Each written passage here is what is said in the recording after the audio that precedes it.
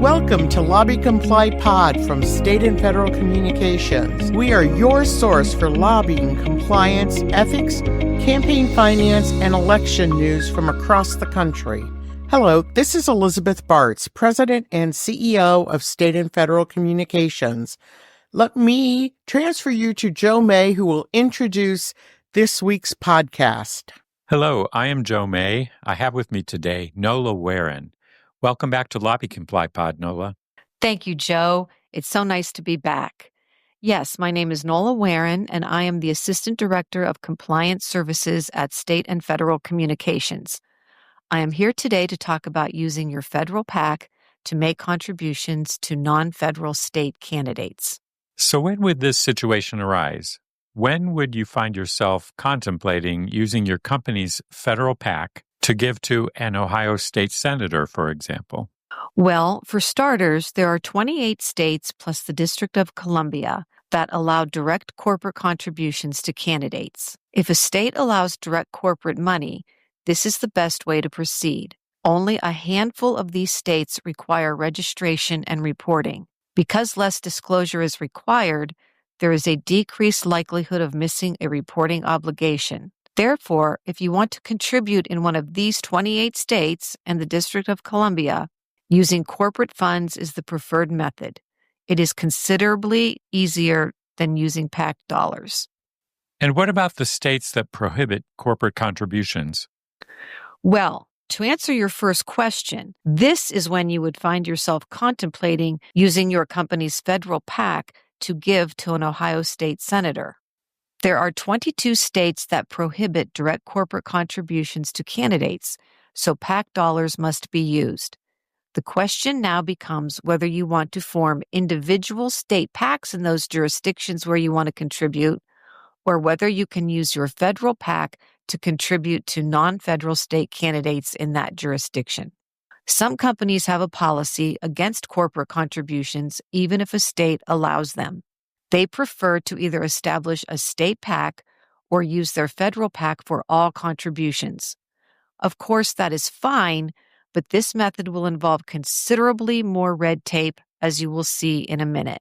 As you've often heard me say, the most challenging aspect of making contributions, whether it be corporate or PAC dollars, is that every jurisdiction has different rules regarding how to register and report contributions. And now you add another layer of using an entity formed under federal law that wants to come into a jurisdiction where state law applies. So if you want to contribute to candidates in one of the 22 jurisdictions that prohibit corporate money, you can use your federal PAC to contribute to non-federal state candidates. If permitted, using your federal PAC may be easier than creating separate state PACs. That sounds like a lot to keep track of. It is. So to make this a little easier to digest, we have broken down these 22 states into 6 categories, keeping in mind there are nuances in all of these categories. It can be tricky to pigeonhole a state, but generally speaking, this is how they break down. Before we jump in, please note that regardless of the registration and reporting process, in all jurisdictions, the federal PAC is subject to the contribution limits according to the law of the state where it is giving. So here we start with category number 1. In this category, you do not have to do anything. Simply make the contribution to the state candidate as you would any other contribution from your federal PAC. This option is usually only available if your FEC filings are current, complete, and not delinquent. Examples of these jurisdictions include Delaware, South Dakota, and West Virginia. Category number 2, you must register and report as a state PAC. In these instances, your federal PAC is treated no differently than any other out-of-state PAC.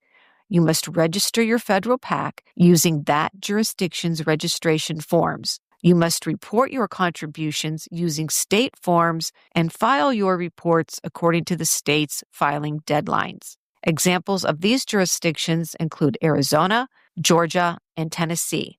This brings us to category number 3. You may file your FEC registration and reports in lieu of state registrations and reports. The tricky thing about these jurisdictions is keeping track of whether you file your reports according to the jurisdiction's reporting schedule or the FEC's reporting schedule. Examples of these jurisdictions include Kentucky, Montana, New Mexico, North Dakota, and Ohio. Can you tell us a little bit more about Ohio? Sure. In Ohio, federal PACs wishing to contribute to an Ohio candidate are known as federal, state, and local PACs, called FSLs. FSLs must register with the state by filing their most recent FEC Statement of Organization before making any disbursements to influence Ohio elections. As for reporting, the FSLs must file reports with the Ohio Secretary of State on the reporting dates established by the FEC.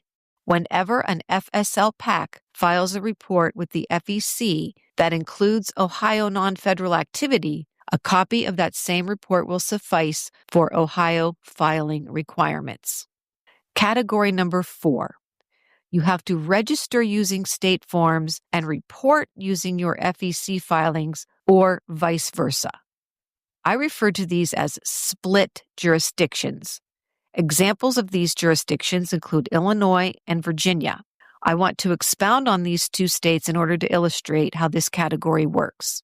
In Illinois, the federal PAC must file a registration using Illinois' Form D1. On Section 6 of the registration form, the federal PAC must state, quote, campaign finance reports will be filed pursuant to Section 110.60 of the Campaign Finance Regulations State Board of Elections, close quotes. The federal PAC has now exercised the federal filing option, and thereafter, the federal PAC will only have to file its FEC reports.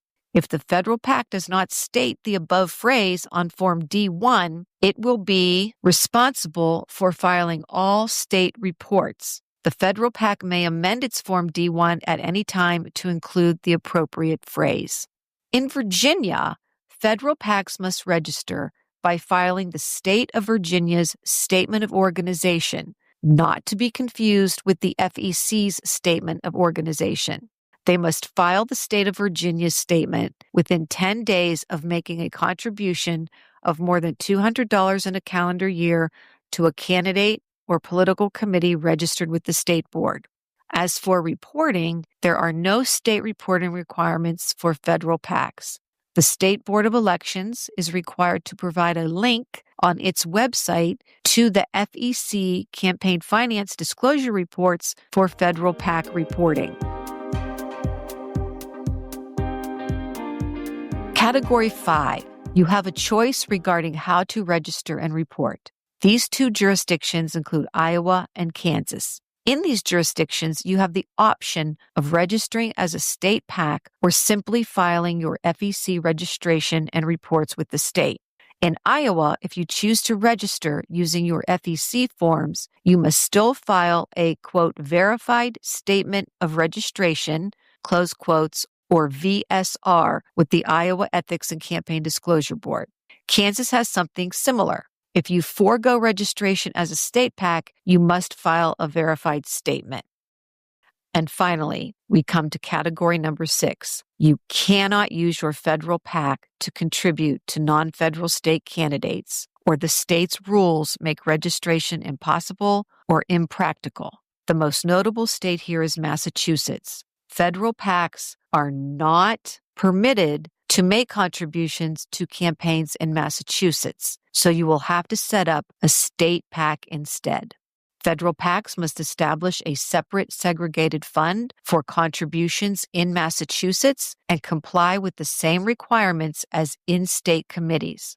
The separate segregated fund must be established as a depository account into a financial institution authorized to transact business in Massachusetts and has its main office or a branch office in Massachusetts.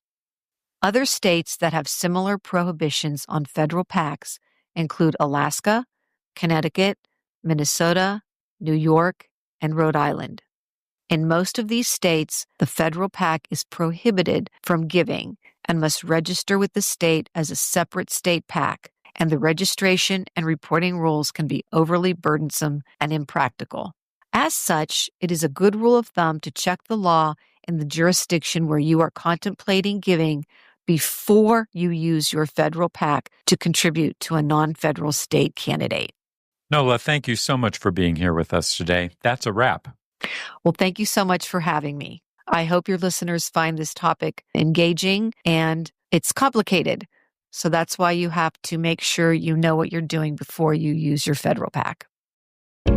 Thanks for listening to LobbyComply Pod from State and Federal Communications. For more news, visit LobbyComply.com. To learn more about how we can guide you along the road to compliance, visit stateandfed.com.